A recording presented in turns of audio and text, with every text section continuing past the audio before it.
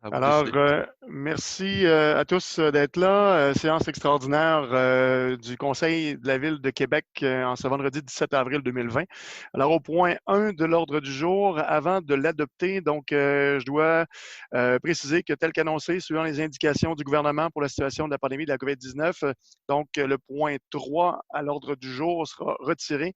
Ça va me prendre par contre là, le proposeur et un appuyeur pour l'adoption d'ordre du jour, considérant que nous enlevons le point 3 et ce, en lien avec le fait qu'on est à huis clos et qu'il n'y a aucun citoyen présent dans la salle et aucun citoyen non plus qui pouvait poser de questions. Alors, là-dessus, je vais prendre.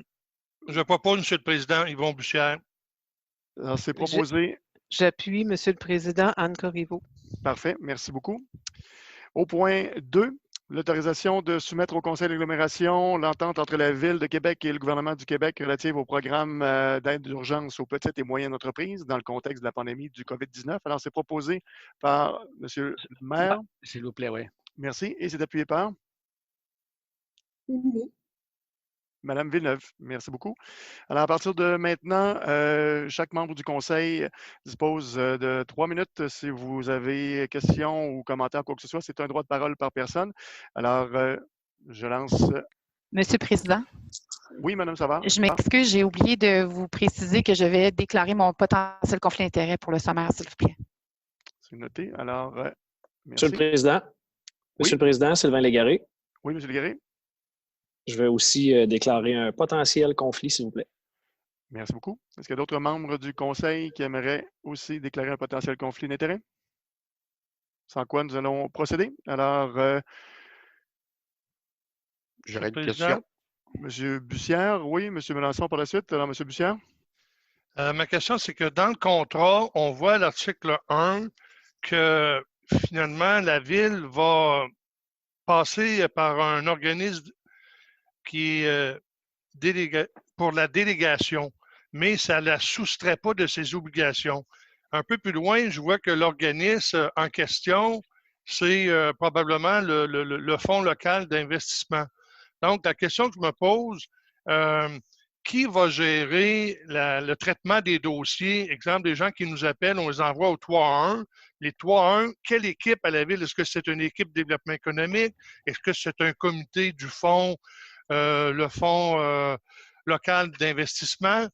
Qui gère les demandes, les critères, puis accorde les prêts? Donc, techniquement, on est-tu prêt à le faire? Puis qui le fait à la Ville? Puis nous, est-ce qu'on oriente nos gens au 3-1 qui vont être orientés à ce moment-là aux fonctionnaires qui sont compétents pour le faire? Bon, Après, écoutez, on va vous répondre, M. Bussière. Alors, M. le maire. Alors, les critères existent. Vous avez les critères gouvernementaux. Nous les avons adaptés quand on pouvait le faire. On a fait des adaptations dans le FLI. On a fait des adaptations dans le FAR et on a créé un fonds d'urgence dans le plan commerce. Ça, c'est la première chose. Alors, il y a les critères qui existent, ils sont clairs, vous les avez, on les a publiés. D'autre part, les demandes peuvent commencer à entrer lundi. On dit aux gens de passer par le 311 ou par l'adresse Internet qui va être publiée prochainement. On garantit une réponse sur les appels dans les 48 heures. L'équipe est doublée pour traiter ces dossiers-là. Maintenant, les dossiers de prêt qui concernent à peu près 15 millions, dossiers de prêt et d'investissement qui concernent 15 millions, le politique ne touchera pas à ça. Ce sont les gens du développement, de la direction du développement économique, ainsi que la direction générale qui vont le gérer, qui vont prendre les décisions avec les orientations politiques qu'on a données. Et donc, on va faire en sorte qu'aucun politicien puisse intervenir là-dedans. Les gens qui vous appellent, vous leur dites de communiquer avec le 311 ou d'utiliser l'adresse Internet. Patrick Paquette n'a pas eu le temps de se rendre? Il est rendu... Excuse-moi, je n'ai pas fini, moi. Excusez. C'est bon? Alors, c'est comme ça que ça va fonctionner. Maintenant, pour le FRR, qui est le 2 millions qui va aux OBNL et aux coopératives, Là, évidemment, on doit mettre notre nez là-dedans parce qu'il faut faire des croisements avec ce qui est déjà donné par la Ville.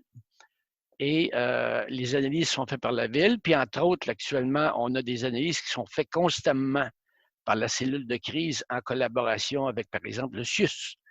Les cellules de crise s'occupent du communautaire, du loisir, du sport, celles qui s'occupent de la culture.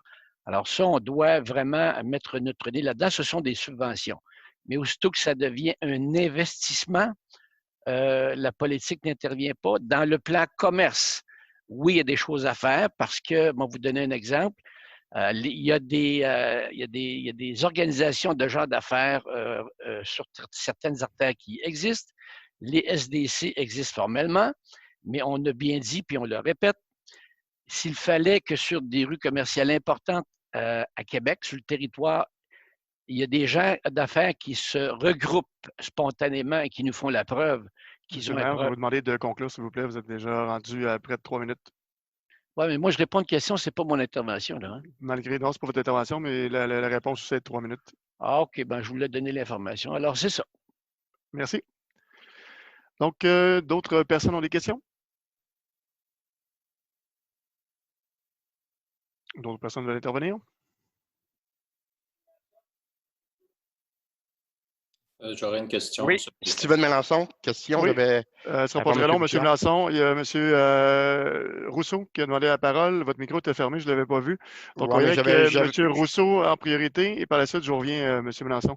Parfait. Désolé, honnêtement, je vais avec le meilleur de ma possibilité en lien avec la technologie que j'ai devant moi. Alors, M. Rousseau, vous avez 3 minutes. Merci. Question. Lors de point de presse, M. le maire a fait mention que les commerces ayant pignon sur rue seraient ceux qui sont privilégiés. Je ne retrouve pas ces critères. Est-ce que c'est est-ce que c'est normé ou c'est plutôt dans l'intention de l'application du programme? C'est-à-dire que la question est bonne. Le gouvernement a des critères qui sont plus larges que ça. Alors, on ne peut pas mettre ces critères-là formellement pour l'obtention des prêts. Et donc, ce qu'on a donné, c'est une orientation politique au Bureau du développement économique et à la direction générale. Nous leur avons dit que c'était l'orientation politique que nous leur donnions, mais on ne pouvait pas l'inscrire formellement dans les critères parce que les critères du gouvernement sont plus larges que ça. Alors, c'est pour ça qu'on ne l'a pas inscrit. Mais l'orientation politique est claire. Merci beaucoup. M. Mélenchon. Parfait. Monsieur le Président, j'ai 3 questions, donc je vais les mettre en bloc dans mon 3 minutes, c'est bien sûr. Sont sur pas scindé. Dans un premier temps, si on prend la page 6 de 8 dans le sommaire, ça a été signé par le sous-ministre le 10 avril et nous, on l'entérine le 17. Fait que le délai d'une semaine, en tout cas, je veux juste me faire expliquer c'est pourquoi on a un délai peut-être d'une semaine entre la signature de l'entente par le sous-ministre et l'approbation que l'on fait à ce sujet-là. Et si on prend la page, les autres questions, à la page 8 de 8, à l'article 4, j'ai bien compris que le gouvernement faisait un prêt de 10 millions sans intérêt et nous, après 3 mois, à l'obtention d'un montant de 50 000 $, mais après ça, le taux d'intérêt sera de 3 % après 3 mois. Moi, je me pose la question, on a un prêt sans intérêt du gouvernement et nous, par la suite, après 3 mois, bien, on charge des intérêts de 3 %. Et je voudrais savoir, en dernière question, qui va s'occuper de faire le moratoire de 3 mois et aussi s'occuper de l'amortissement de 36 mois? Quelles seront les personnes responsables à prendre les décisions dans ces 2 critères-là? Merci. Merci. Alors, on va répondre, M. le maire? Sur le délai, c'est parce que je ne sais pas si le conseiller s'en a aperçu, il y avait congé lundi. Là. Alors, nous, on l'a reçu pendant la fin de semaine, si je ne me trompe pas. Alors, on a reçu pendant la fin de semaine et dès mardi, on s'est parlé en fin de semaine, mais mardi, on l'a fait formellement avec tout le monde pour être bien sûr que tout était correctement. On l'a annoncé mercredi, puis ensuite, il y a eu le délai pour convoquer le conseil de ville spécial. On ne pouvait pas aller plus vite que ça. Alors, la deuxième affaire, l'affaire du prêt de l'intérêt de 3 %, c'est le critère gouvernemental, c'est incontournable, tout simplement. Et pour la troisième question, l'application de ça, ce sera le Bureau de développement économique. Merci. Donc, d'autres conseillers veulent prendre la parole? Questions, commentaires? Oui, M. le Président, Jean-François Gosselin. M. Gosselin, allez-y, vous avez 3 minutes. Peut-être une précision sur la page, un peu que je le retrouve, 3 de 8, l'article 4. Je ne vous lirai pas l'article au complet, là, mais on parle que l'aide totale, là, incluant les autres programmes des autres gouvernements, ne peut pas excéder 150 000 $. Et pour ce qui est de l'aide en prêt de la Ville de Québec, on parle d'un maximum de 50 000 $. Ma question est à savoir, est-ce que on va pouvoir faire plus d'un prêt à la même entreprise ou est-ce qu'on va plutôt favoriser d'aider le maximum de commerçants? Puis aussi, j'aimerais une précision de la part du maire par rapport aux 3 % d'intérêt. Je comprends que ça semble être un critère du gouvernement, mais pourquoi est-ce qu'on ne peut pas demander au gouvernement de permettre à la Ville de prêter aussi sans intérêt, étant donné qu'on n'a pas à payer d'intérêt sur le prêt de 10 millions? Monsieur le maire. Monsieur le Président, c'est parce que toutes ces questions-là ont été négociées pendant 10 jours. Là. Comme on a demandé d'admettre les entreprises qui existaient de plus d'1 an, la question des intérêts s'est été plaidée. Vous avez la décision gouvernementale. Ça ne donne rien à parler, c'est décidé. C'est décidé par le Conseil des ministres. Oublions ça. Pour ce qui est de l'article 4, ce qui ne peut pas se chevaucher, c'est le prêt ou la garantie de prêt garanti de prêt de 50 000 $ du gouvernement du Québec qui passe pour Investissement Québec et les banques. Sauf que ça peut chevaucher toutefois le prêt de 40 000 $ du gouvernement fédéral. Et selon moi, on va revérifier si ça peut chevaucher aussi la couverture de 75 % des salaires. Et je veux rappeler, puis d'ailleurs, je félicite le gouvernement fédéral hier qui a permis que maintenant, ces aides-là puissent être accessibles aux entreprises qui ont une masse salariale totale de 20 000 et moins. Alors, ça rejoint exactement les discussions qu'on a eues. Ça va rejoindre les petites entreprises, les petits commerces, et nous, ça peut se chevaucher. Alors, quelqu'un qui est débrouillard actuellement, là, il est capable d'aller chercher au moins 3 aides gouvernementales, mais c'est bien évident, on ne donnera pas 2 prêts à la même entreprise. Je ne sais pas comment on peut faire ça, là. On ne fait pas 2 prêts à la même entreprise. Comment? Je ne comprends pas cela, là. Merci. Passons juste terminer. À la question, on va tenter, l'objectif est toujours le même. Des 50 000 $, on n'en verra pas gros. Nous, l'objectif, c'est d'aider entre 500 et 1000 entreprises et commerces. Alors, c'est vraiment, il faut voir ça comme une injection de cash flow, de liquidité ou de paiement de loyer. Puis même pour les paiements de loyer, le gouvernement est visiblement en train d'en sortir un autre. Alors, quelqu'un qui veut, là, il est même capable d'avoir 4 aides gouvernementales potentiellement, là, même des très petits commerces, parce que le gouvernement fédéral parle d'aider les commerçants à avoir des congés de loyer parce que le gouvernement subventionnerait les propriétaires immobiliers. Alors, ça évolue à chaque jour, mais c'est bien sûr qu'on ne donnera pas 2 prêts dans le même programme, là, ça c'est certain. Merci, Monsieur le Président. Monsieur Bussière, oui. Je voudrais déclarer mon intérêt potentiel compte tenu que j'ai un de mes fils qui est copropriétaire d'un restaurant qui pourrait probablement demander l'aide que la Ville fournit. Donc, j'ai un potentiel conflit d'intérêt, même s'il n'est pas pécunier, mais je ne participerai pas au vote lorsque vous ferez la demande pour le vote, monsieur. Et prenez note, monsieur le greffier, que je n'interviendrai pas non plus pour influencer la décision. C'était des questions d'éclaircissement tout à l'heure que j'ai demandé pour orienter nos gens. Merci. Parfait, je peux me permettre, M. le Président. Oui, pour l'instant, peut-être mentionner, M. Bussière, qu'il n'y a pas eu de demande de vote non plus. Donc, oui, M. Je dirais aux collègues au Conseil, on ne peut pas ne pas voter. Là. Alors, il l'a déclaré, tant mieux. Une fois qu'il l'a déclaré, son vote va être. Il s'en ira aux toilettes puis il serait compté pareil. Là. Alors, c'est une bonne intention, là. Mais ça se peut pas. Vous avez tout à fait raison et c'est là-dessus que j'allais aussi, que même si vous sortez, même si vous quittez ou quoi que ce soit, à ce moment-là, M. le greffier, peut-être le préciser, la règle là-dessus.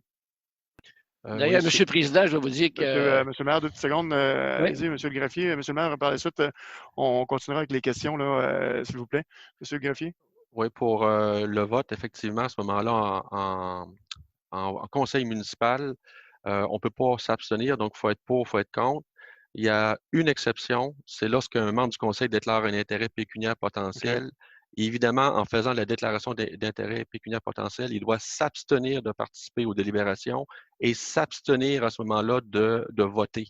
Donc, la loi prévoit la conduite du conseiller où, dans ce cas-là, l'abstention au vote est obligatoire. Voilà. OK. Alors, ça clarifie la chose, étant donné qu'on est en séance extraordinaire, effectivement. Monsieur le maire, vous aviez demandé la parole. Question, Monsieur le Président, au greffier. Est-ce que ma déclaration d'intérêt est notée et je ne vote pas? Clairement, c'est quoi la réponse? Effectivement, M. Bussière, j'ai noté que vous avez déclaré un intérêt pécuniaire potentiel ainsi que la nature de l'intérêt. Ça sera consigné au procès-verbal. Voilà. Merci. Alors, d'autres élus veulent questionner ou commenter sur le point 2 de l'ordre du jour. Monsieur le Président, Patrick Paquette, j'aurais deux questions. Allez-y, vous avez 3 minutes. Oui, je vais scinder mon 3 minutes pour poser 2 questions, Monsieur le Président, pour avoir plus de précision. Première question, le maire dit que tout a été négocié justement avec le gouvernement provincial dans les derniers jours, dernières semaines. On parle de 3 %. Je me demandais justement pourquoi que Montréal, la mairesse Valérie Plante, hier justement, dans un article qui a été publié, disait que les commerçants pourraient avoir droit à un moratoire de capital-intérêt de 6 mois. Et je me demandais justement pourquoi que si le gouvernement nous prête de l'argent à 0 % lors des pourparlers avec le gouvernement, pourquoi que nous sommes arrivés à 3 % Ça, c'était ma deuxième question.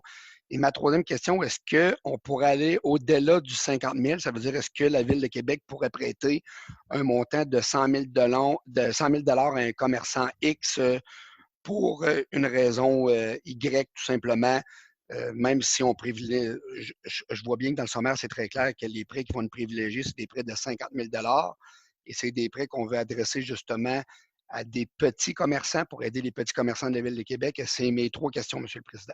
Donc, si je comprends bien, vos 3 questions sont posées, donc on ne scindra pas le temps de questions. Parfait. Alors, on va répondre à vos 3 questions. Monsieur le maire, allez-y. Bien, Monsieur le maire, c'est le contraire. On ne vise pas des 50 000. C'est complètement le contraire qu'on explique depuis 2-3 jours. C'est des plus petits prêts à plus de monde possible. 50 000, c'est la limite. Le 3 %, regardez, je sais que le conseiller dit toujours la vérité, mais je vais quand même vérifier ce que Mme Plante a dit. Ça marche? Parce que, bon, juste pour une question de sécurité. Le 3 %, c'est ce qui est dans les autres aides gouvernementales, ça existe, ça.